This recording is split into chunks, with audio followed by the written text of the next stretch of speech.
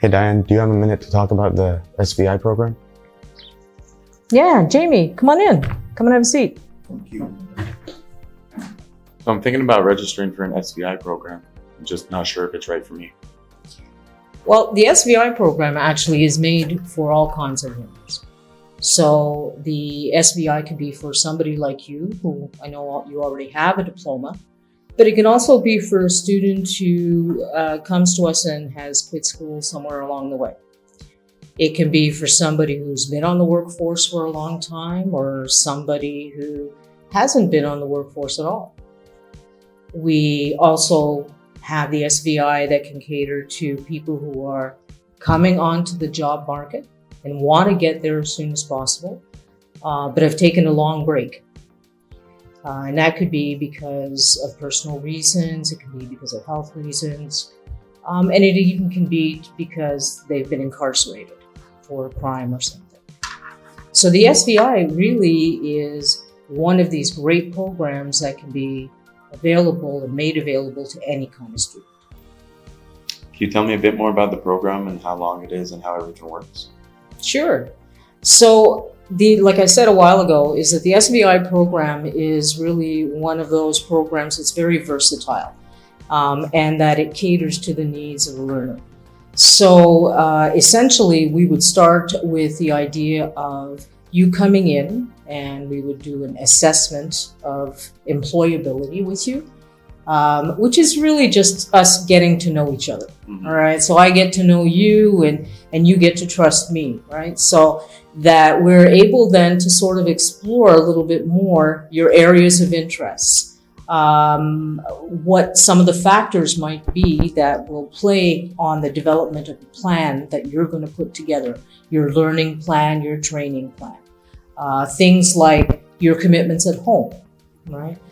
Some of your personal habits that might interfere with that, as well as where you want to go, what your goals are, and how fast you want to get there. We're going to also look at some of the skills that you have or competencies that you have that you developed over time. You've already done some programming, so this allows us to focus just on the dimensions of employability that are applicable to you. And based on what we come to realize is your profile of employability, I'm going to show you the different courses that are available. And you and I together would choose which courses apply better for you. And we put that into a program. But the other part of the SVI program is that we're also going to find a stage or a placement for you.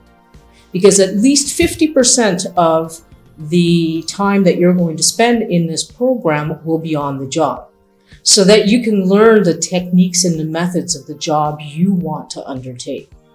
So we have a bank already of potential employers who are interested in this program, but also if you know of anybody you want to work with, then we will go with your choice. And we will track your hours through that placement until the end of your program and you're ready to start your job search. At the end of the program, what kind of jobs can I get?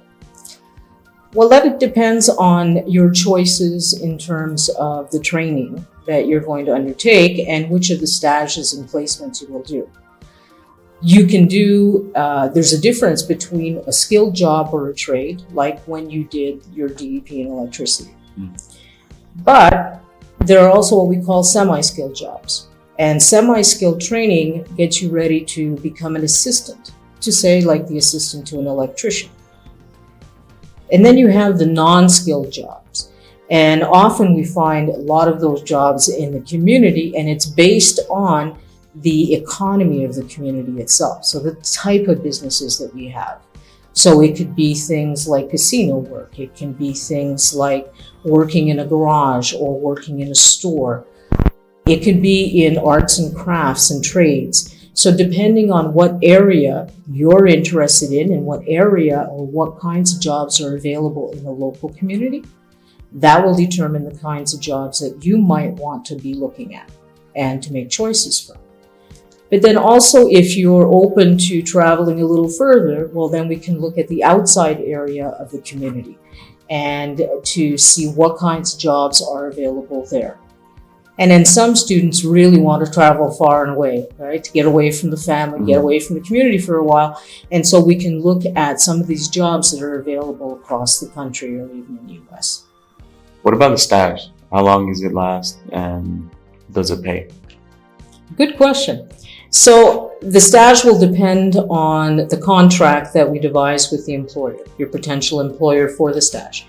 And so we'll set aside or we'll write down how many hours it will take you to develop the skills and the knowledge on the actual job site.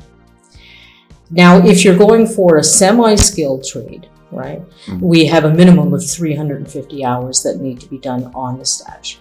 And so that will go there. We will put that in the contract for you. Now, in terms of payment, there is a possibility for you to be paid. And sometimes employers want to do that. You know, they have special jobs or they have to meet their own contracts or requirements. And so they'll offer you a job, or they really, as I know, will be charmed by you and say, I want this person on as an employee. And so they can do that during the stage and decide to hire you. And that means that they're paying you. But because you're going to be an employee of theirs, they're going to have to take care of assuring that you have the insurance to work on their sites. Prior to that, when you're not being paid, that's covered pretty much by either the school council or the school board. But once you become an employee of someone, you become their responsibility. At the end of the course, in terms of a diploma, what do I get?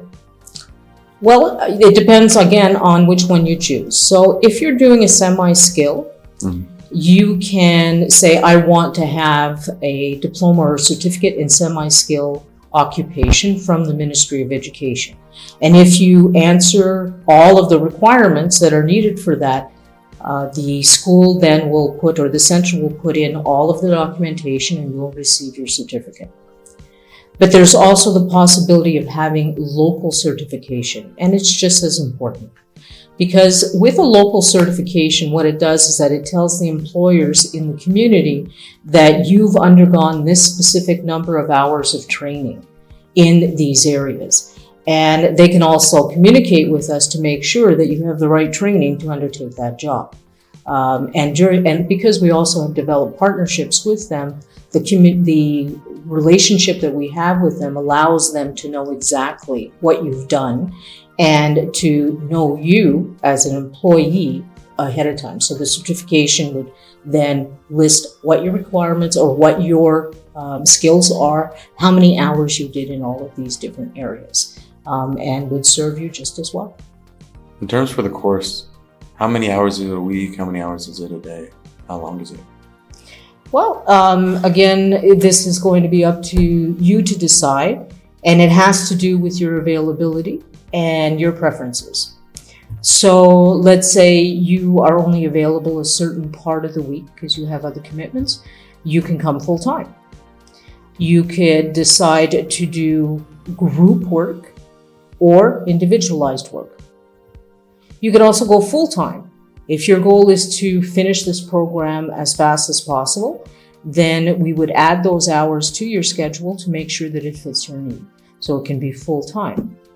Or it could also be in the evening. So I know that some students have daytime jobs, right? But are looking to get out of that job and into something more specific or develop a career. And so they could take advantage of the courses that we offer at night. Stages work the same way as well. They don't necessarily have to be between the Monday and the Friday from 9 to 5 when the center's open. You could also be asked by your boss to possibly work on the weekend or do the stage on the weekend. So in those cases, you'll have your hours booklet and you will track your hours on your own. And at the end, you will make sure that you get it signed by your supervisor or the employer. And then we take that and transfer that onto the system, and it calculates and keeps a total of your hours in stage. In order for me to register, what do I need? Well, in fact, you only need to bring one of the following documents. You need to either have a transcript of your high school studies, whether you have a diploma or not, And it's simply for us to be able to calculate the number of hours that you've done in general education. It could also be, or you could bring an equivalency of studies, like from the band school. You can bring that in as well. And as long as we can calculate the hours, it's definitely going to do the job. Some learners have also undertaken the GED. So that means an equivalency to the secondary studies. If they've passed their GED, then that counts as well. Or like for you, you have a high school diploma. So you would simply bring your transcript or your diploma to show that you've completed those studies. Well, thank you for answering all my questions. I think I'm going to really consider registering for the SVI program now. Well, Jamie, I'm glad that you came and asked your questions, and I look forward to seeing you when you come to register.